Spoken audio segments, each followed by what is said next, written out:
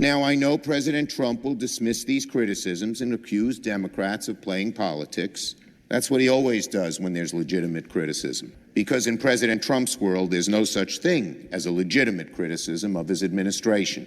But I would tell President Trump, we don't criticize your administration for the sake of it. We criticize because we want the administration's response to get better.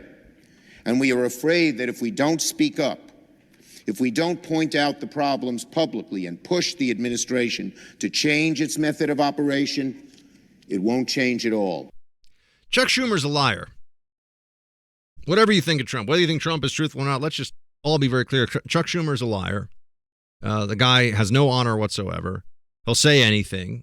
He's all about power, all about Chuck Schumer, all about appeasing, his donors and his constituency. He does not stand for what is good and righteous and decent at all. So now that we've established that, let's also keep in mind there's nothing that Chuck Schumer has said. I mean, I saw, a week ago, he put out some tweet about things that Trump should do. I was like, none of that is going to stop this from happening, stop the coronavirus from coming to America, from spreading in America. It was just a lot of talking points, a lot of just, lips flapping with nothing important happening. And that's why when he says, oh, well, Trump will dismiss this. Yeah, he should dismiss it because it is bad faith criticism. That's what's happening here. That is what Schumer and others like him are engaged in. They don't have ways of trying to help solve this problem. One of the areas where I think there should be much more focus than there has been is on the silver bullet scenario for this is that there's a treatment that's highly effective in at least preventing the pneumonia from setting in. That's what's killing people. It's the pneumonia. It's the infection that spreads to the lungs. The stuff in the throat and the nasal, that's all like, flu/cold symptoms. It's when it gets into the lungs that older people are dying from this. They have they're either drowning from the inside out or they have organ failure, other organs fail. So we're at this point where people are realizing that the CDC is not going to come up with a cure. They've come up with a test, but they're not going to come up with a cure. If you're going to look for a cure or a treatment, where are you going to have to look? You're going to have to look to the private sector. Oh, the pharmaceutical companies that we're always told are, terrible and gouging people and awful. Now is the moment where, pharmaceutical companies, all of a sudden, we're really happy that we have these multi-billion-dollar ultra conglomerates with super high-speed researchers who are looking into this stuff, microbiologists, people that have skills that can't just be easily replicated by anybody else off the street. They have real knowledge, real expertise.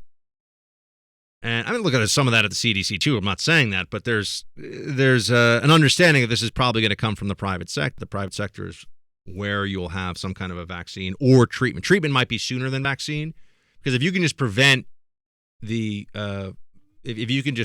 prevent the pneumonia from killing people, then this becomes just a treatable, still very expensive, debilitating infection, but you got to stop it from being able to attack the lungs without having any real treatment against it. The vaccine would prevent, of course, the infection entirely. That would be the dream scenario, but we're at least a year to 18 months from that. We're probably like 18 months from it. Everyone keeps assuming that the vaccines will work. Maybe not. How's that cold vaccine coming along? The one that doesn't exist? Now, people would say there's hundreds of different kinds of colds. Yeah, I know, but do you have a vaccine for any of them? I know there are influenza vaccines, but they guess. They change constantly. They don't always get it right, and it doesn't always prevent you from getting influenza. So the influenza vaccine is not perfect either. But Sanders is just running around saying stuff that's not true about all this. Play 15, Mark. Goes without saying that the United States must work with scientists around the world to aggressively develop a vaccine for the coronavirus. The Trump administration has suggested, as some of you know, that the vaccine might be too costly for some people to afford. How vulgar, obscene is that idea? That you're rich, you can get the vaccine, you're poor, you can't get the vaccine, you're going to die, you're going to live, so that the drug companies can make their outrageous profits not acceptable to the American people. When that vaccine is developed, and it must be developed as quickly as we can, working with folks all over the world, obviously, It should be made free to every person in this country and, in fact, every person in the world. Make it free, he says. Why do we have this huge healthcare system with all these insurance plans if we're just going to make it free? Wouldn't that... And what drug company... See, Bernie doesn't understand cause and effect. The drug companies right now are burning through money to try and come up with a vaccine. The reason they're burning through that money, yeah, I'm sure they have some sense of public good, but they're burning through the money with the hope that they're going to be able to develop a vaccine that they can actually make back the money they've spent and then some on this. This is how capitalism works. Bernie doesn't like that. Now, do I think that maybe we should consider having the government cover the cost of it in this instance through what would effectively be a bailout of whichever big pharma company comes up with a vaccine? Maybe, but you got to get money for the companies. And it can't just be some price that the government sets as, yeah, well, this is what we're going to give you. But, why not have the market, there's going to be a way to make plenty of money off of this because people, millions and millions and millions of people are going to want a vaccine. What do we think is more likely? That companies that are thinking about whether or not they're going to put their scientists and put their capital into this process are more likely to do it if there's a profit motive or less likely to do it if it's just Bernie Sanders saying we're going to make it free? And keep in mind, even if it were the government writing a check, let's say the government put out a bounty system is something that people have talked about for cures and vaccines. And there's definitely there's a case to be made that you should say, okay, whoever cures coronavirus, we're going to give you, think about what the cost would be. If you could cure coronavirus, the government should say, we'll write you a check for $10 billion. That would chump change compared to what the cost would be if this continues on and spreads out of control, right? But keep in mind, that's just giving taxpayer money to the pharmaceutical company. So the money is being transitioned either way. It's just whether the government does it or whether the market does it. The alternative would be what they could do in the Soviet Union, where they say, come up with what they would have done back in the day, come up with a cure. Our scientists are working on it. But there will be no money for it. We'll just pay them what we always pay them. Yeah, that's why you didn't have a lot of great disease cures coming out of the Soviet Union. Bernie does not understand the cause and effect of markets and incentives. Doesn't get it. And it is interesting to me that after all the beating up we've done on big pharma, and some of that is deserved, every industry has their bad actors. Every industry has their excesses, whether it's Wall Street or big pharma or the energy companies or whoever. Media, good God. Everyone has their downsides and their problems. But if we're going to have large numbers of lives saved because of a genius new treatment or even an early stage or rapidly developed vaccine, it's going to be from the private sector. It's going to be from people that benefit from this, or else they just this is why understanding the root failures of socialism is so important, because it's not that people are bad people, but I'm sure some drug companies will be like, you know what, look, somebody else will come up with this. There'll be somebody with government funding. They'll do it. We don't want to do it. We got our own families to feed. We got our own problems to deal with. That's the reality of life, of the system.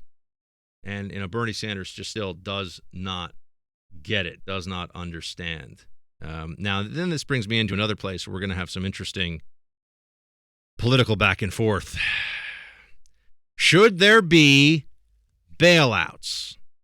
Should there be bailouts because of the coronavirus panic? I'll get to it.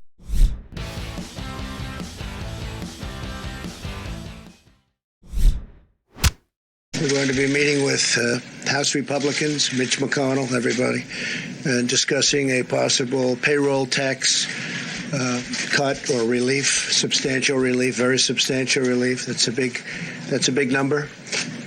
We're also going to be talking about hourly wage earners getting help so that they can be in a position where they're not going to ever miss a paycheck. We're going to be working with companies and small companies, large companies, a lot of companies, so that they don't get penalized for something that's not their fault. It's not their fault. It's not our country's fault.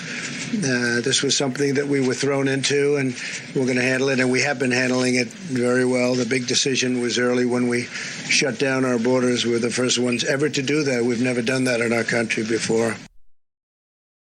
should we be bailing out individual companies here? Should we be bailing out industries? Now, there is going to be an argument, and you're going to see a lot of people who are, particularly never-Trumpers, will love this one. Why should the government be in this game of picking winners and losers? We've done it before. There has been a pretty clear, on both sides of this, there's been a pretty clear history of the government deciding that certain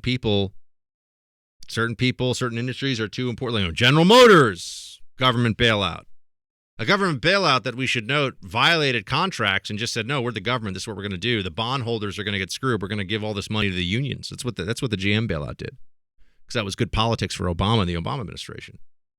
So this is now politics dictating the market, which I am uncomfortable with. I'm not going to pretend that this isn't something that raises some issues.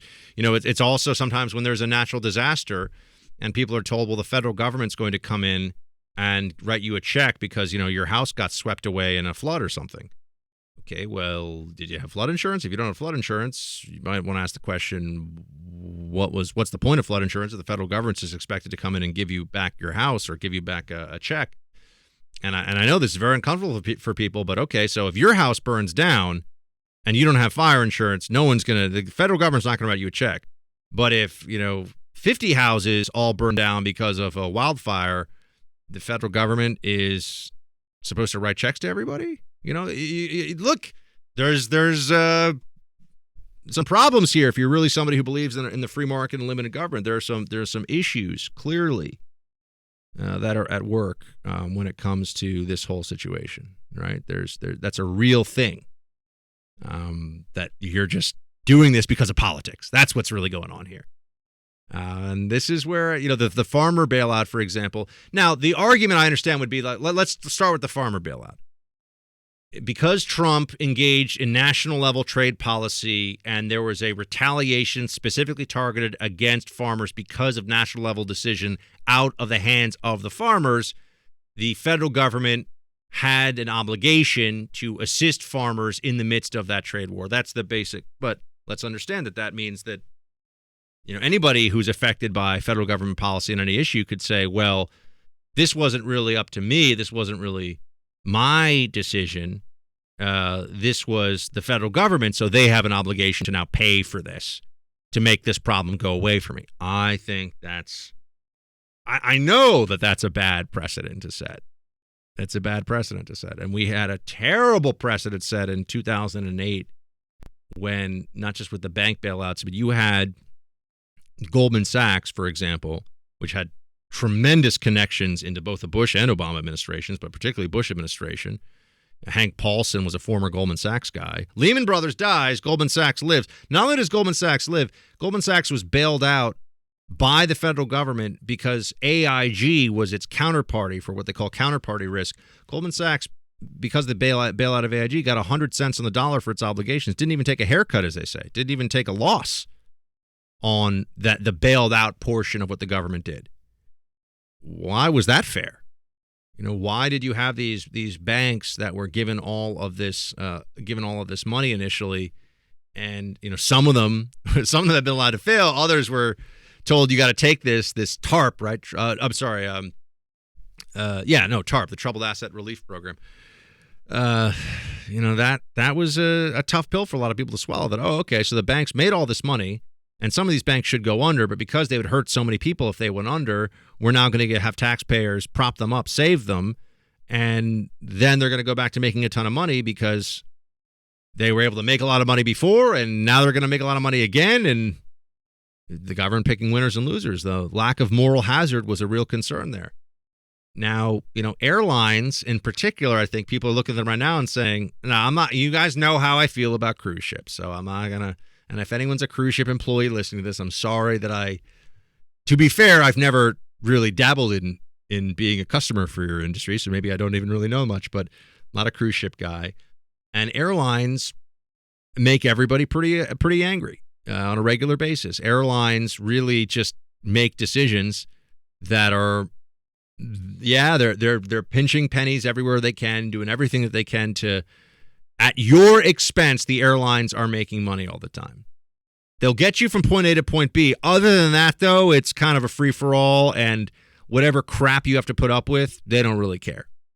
So there's a little bit of schadenfreude right now from a lot of people about the air. Now, I understand this is where the economists would show up and say that's very short-term thinking. Airlines are going to have to jack up prices to make up for these losses once there are more people who want to fly. But, okay, the airlines are having a tough time. Why shouldn't they just have to tighten up their belts and, ride it out, so to speak?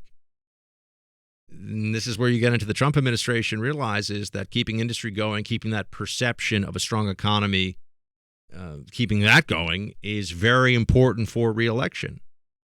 The Trump administration understands that. And so they're going to use what they can here. Talking about a payroll tax holiday. Paul Krugman, of course, he's come out, the classic Krugman thing. He's just like, they should just send everybody checks in the mail. Just send people money to spend. That's a great way to do this. I mean, essentially like a short-term UBI is what Paul Krugman's now advocating, as opposed to at least a payroll tax cut where people that are working get to keep more of their money instead of just everybody gets checks from the government. That's a precedent that they do want to set, I would note. They're hoping to find a way to get to the point where the government just has to can just give money to people it wants to give money to without any questions asked, and then it's just left to be what's the right number for that? What's the fair number? So you're gonna have bailouts, and they're gonna be big. The bailouts will be considerable. And there are a lot of, and I do not have a particularly strong free market conservatism argument about why there should be bailouts, other than this is the game of politics right now. This is what's going on. And if Trump wants to win re-election, he knows he's got to help keep these industries afloat. You can make the argument that, this is a national crisis, that we have a need to keep these industries going for not just commercial, but even, defense purposes. We need an aviation industry that's strong. We need, we need all this stuff. Fine. Okay. At the end of the day, though, we're going to have to deal with the truth of the situation, which is that the administration will, in fact, be picking winners and losers, and there are going to be big bailouts where taxpayer cash is handed over to certain companies, and there are going to be a lot of claims of favoritism and who knows who, and which CEO had dinner with Ivanka a month ago or whatever. I mean, there's going to be all of that, and we're going to be playing a little bit of defense on it. To make no mistake about it, anybody that supports the president's going to have to say, "Look, we're trying to keep these industries alive." We're also going to be able to say, "What did Obama do with General Motors again?" Oh yeah, that's right, and Democrats love that. So, there's hypocrisy, no question, in the criticism, but I'm just saying, both sides now do this. This is a both sides thing, bailing out favored industries with taxpayer cash. It's not a particularly conservative small government approach.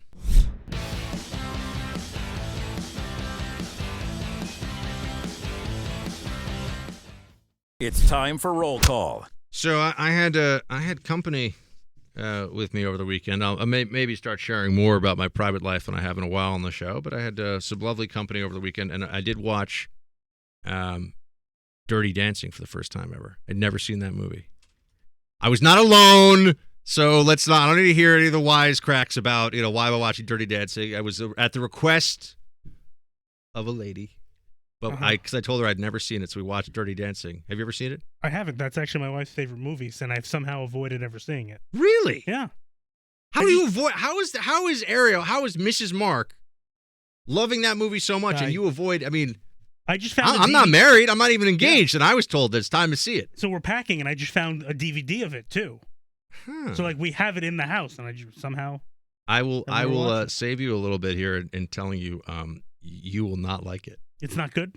It's not that it's not good. It's fine for what it is. Put aside the politics, because an abortion is kind of central to the whole thing. But anyway, but just as a piece of entertainment, the music is good. I will say that. Sure. And the only thing I will say that's cool about watching is if you've never seen Dirty Dancing before and you watch it, or if you haven't seen it in a long time and you watch it, you can go back and watch the Movies That Made Us on Netflix, which is a 40-minute behind the scenes of how they made it. It's kind of crazy that they pulled this thing together. It was basically this company that specialized in VHS rental that I think it was called like Valtron or something. I forget what it's called. But they decided they were going to make a movie, and this was the first movie they had ever made. So they just they went from being a VHS direct-to-rental country to being direct-to-rental company to saying that, okay, we're actually just going to make a movie. We've never done this before. We have no idea what we're doing. And the first movie they made was Dirty Dancing, which is pretty amazing. You know what that sounds like, right? What? Netflix.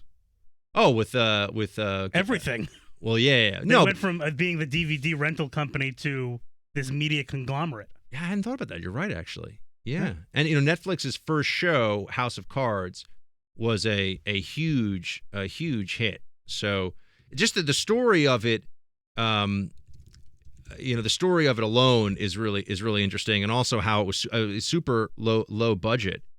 It was a low budget movie, $4 million. Wow, that's nothing in today's terms. Yeah, and $4 million in 1987. It made over $200 million. Wow. Around the world. So I thought that I'm trying to find the name of the because they made a few other movies after it that were utterly horrible, and the company shut down in a few. Vestron, I said Valtron. Vestron was the name of the company. And it's just fun to watch the story of how they pulled this whole thing together, because they got lightning in a bottle the first time out, and then it was just disaster after disaster. I'd probably be more interested in that than watching the movie. I liked watching the movie just because then I could watch the behind the scenes and understand more of it. And there's just some great stuff. I mean, you also see how the budget constraints that they had, how they were able to. They took over like a boys' summer camp for a while and pretended that was the resort. It's supposed to be like this fancy resort, because you think about it, you're like, that wasn't a very fancy looking resort in some of the scenes. Anyway, I'd never seen Dirty Dancing before, so I did watch it. I did watch it over the weekend, which was fun. All right, roll call. Enough of these hungry eyes. I'm not gonna sing. I'm not gonna do it. Although hungry eyes, you can find yourself singing it in the shower if you're not careful. It can happen. Don't worry, producer Mark. I'm gonna save you. Please don't. I'm not going to do this to you today. All right, Rick. I was surprised when you said political science wasn't a science, just about politics. That's 19th century thinking. Modern political science is more science than political. I'm a political scientist. Special relativity is the crux of my philosophies. When we don't understand special relativity, humans are inclined to believe in fantasy like socialism.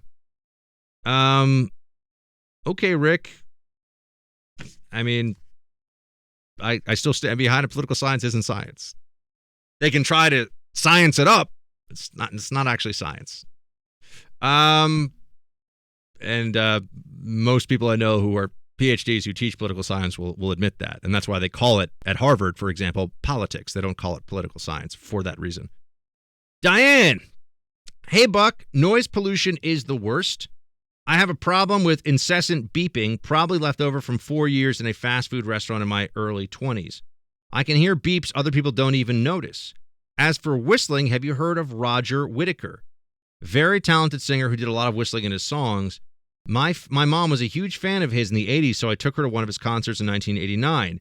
I'm guessing you'd rather slam your head on a door than listen to him. Great show. Love you and producer Mark. You guys crack me up. Thanks, Diane. I've never heard of Roger Whittaker. But we do agree that noise pollution is the worst. So, yeah, that's a real thing. Noise pollution is, in fact, the worst. And I also find that people who are too loud, I have a very low tolerance for that. Kent writes, you played the Biden clip where he recently called himself an Obama-Biden Democrat. Did you realize he actually said Biden-Bama Democrat? So many gaffes, so little time. Did he say that, Kent? Is that right? So, folks, you want to nominate a Democrat, a lifelong Democrat, a proud Democrat, an Biden-Bama Democrat. Join us. Wow, good catch. He does make so many gaffes. I didn't even catch that one the first time around. An Biden-Bama Democrat. They're just going to tell you that none of this is something you have to pay any attention to. What? I noticed you didn't catch that yesterday. I was shocked. Yeah, I guess it just now that I hear it, I can't believe I missed it. But yeah, that's a perfect example of what we're talking about here with Biden all the time. He seems kind of confused. Joe, Buck, considering the current status of the coronavirus effect on the USA, the Trump administration, and the stock market sell-off from the panic, is it possible that China war-gamed the release of the virus for short-term pain versus long-term gain by helping to get rid of Trump with the predictable help of Democrats and the despicable media? It couldn't have worked out better for China so far. You know, Joe, I can tell you, I read a little bit of an analysis of this, and I think this is interesting. There's this theory about lab escape from the Wuhan Virology Institute in Wuhan, China.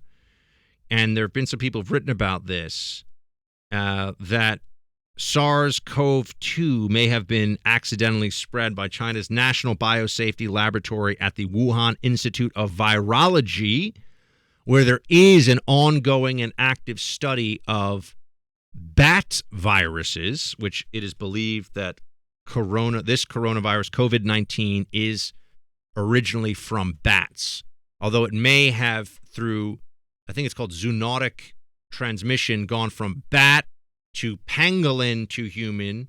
In the past, I believe it has gone from bat to civet to human. I mean, you really got to know the animal kingdom well to keep up with all this stuff. So there is this theory about lab escape. The lab is the virology lab in Wuhan is less than 10 miles away from the seafood market where the first cluster of COVID-19 cases were discovered. And keep in mind that after the outbreak in 2003 of SARS, the SARS coronavirus escaped from virology labs multiple times in the past in China. So this has happened before in China. And there was also this description of how the Chinese virologist and bioweapons expert Major General Chen Wei went to the Wuhan Institute of Virology with military scientists in January to study the new virus. So, I mean, it's like I said, it's a big coincidence if there's nothing to see here, but we have this virology institute in Wuhan that keeps these different viruses, for hundreds of different viruses, for study, including possibly for use as bioweapons. And near there, you have a cluster of cases. So it's not that the Virology Institute would have let this go intentionally, but someone could have been infected at the Virology Institute, gone to the market and infected a bunch of people, and that's how this happened. That's really the more likely theory, and it's just a theory.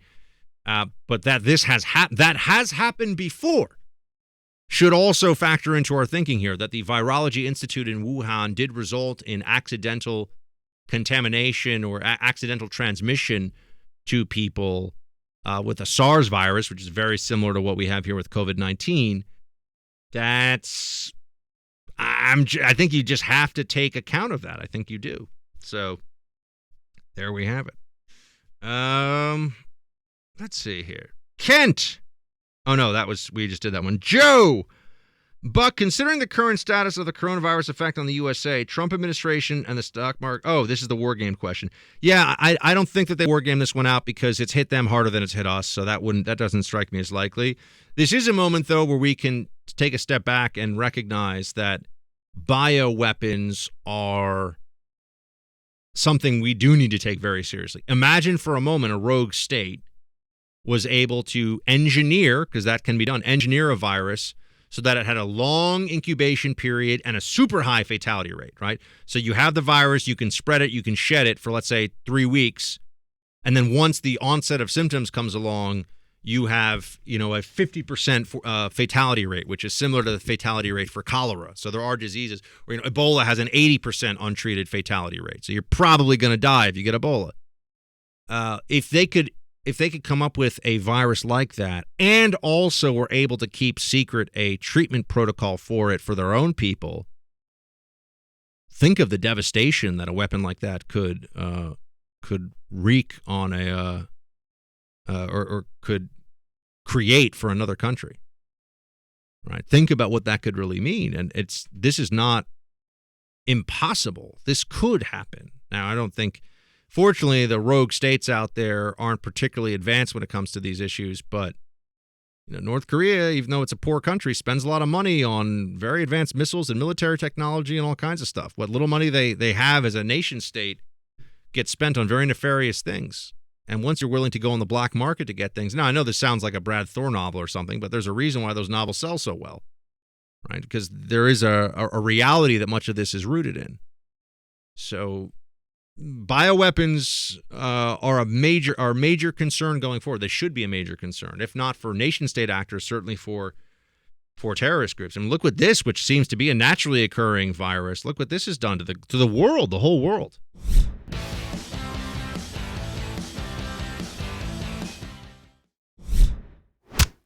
All right.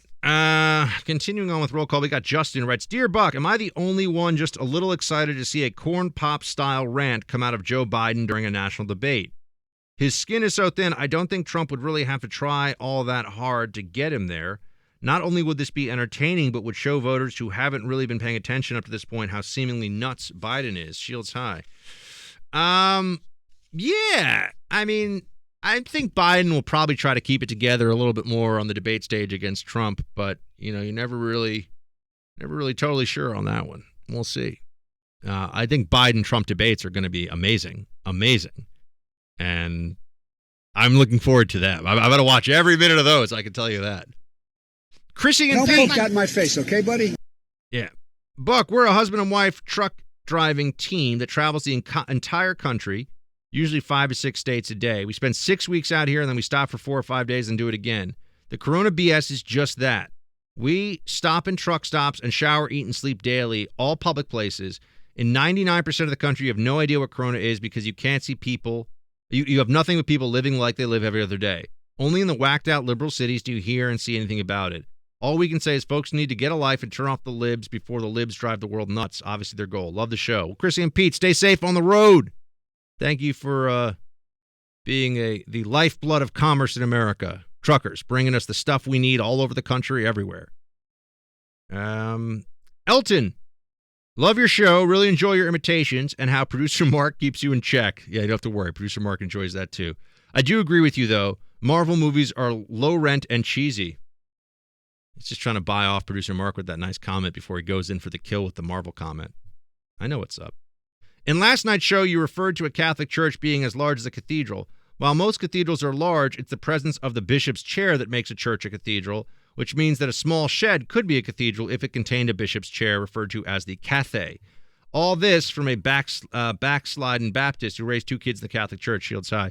No, Elton, I know what a cathedral is. I'm just saying that, usually the perception of people here in New York because of St. Patrick's Cathedral and you think of the great cathedrals of Europe is that it's when you're in a really big church, that's a cathedral. But yes, it is not, in fact, the size of the church that makes it what it is with regard to the nomenclature.